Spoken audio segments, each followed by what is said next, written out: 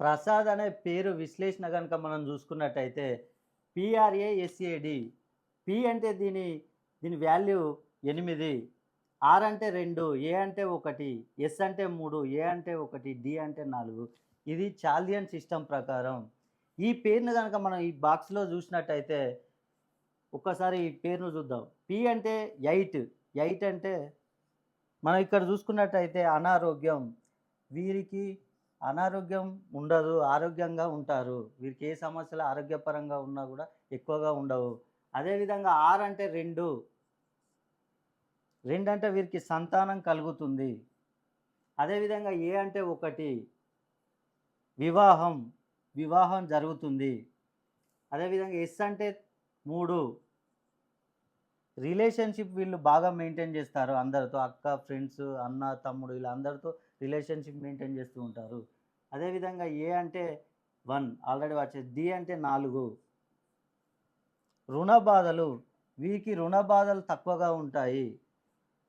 మనం గనక ఈ మొత్తం చార్ట్‌ని గనక చూసినట్టయితే ఫిల్ అయినవి 1, 2, 3, 4, 8. ఫిల్ గానివి గనక చూసుకున్నట్టయితే ఇక్కడ 5.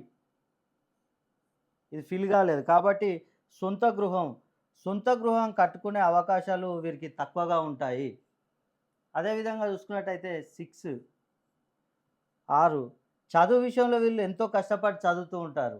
కానీ ఎంత చదువుకున్నా గూడా ఉద్యోగం విషయానికొచ్చేసరికి వీరు బ్యాక్ అవుతూ ఉంటారు.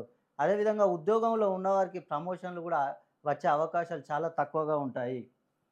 అదేవిధంగా చూసినట్టయితే 7 వ్యాపారం. వీరు ఎన్నో వ్యాపారాలు చేస్తూ ఉంటారు. ఏ వ్యాపారంలో చూసినా గూడా నష్టాలు ఎక్కువగా వస్తూ ఉంటాయి.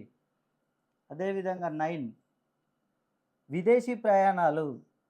వీరు విదేశీ ప్రయాణాలు ఎంతో కాలంగా చేయాలని అనుకుంటారు. కానీ వీరికి కష్టతరం అవుతుంది. అదేవిధంగా వీరికి శత్రువులు గూడా ఎక్కువగా ఉంటారు. మీరు గనక ప్రసాద్ అని పేరు పెట్టుకొని, మీకు గనక ఈ సమస్యలు ఉన్నట్లయితే ఒక్కసారి మీ డేట్ ఆఫ్ బర్త్ నాకు పంపించండి. మీ పేరులో సంఖ్యాబలాన్ని పెంచి మీ సమస్యలు మొత్తం తీరిపోయేటట్టు చేస్తాను.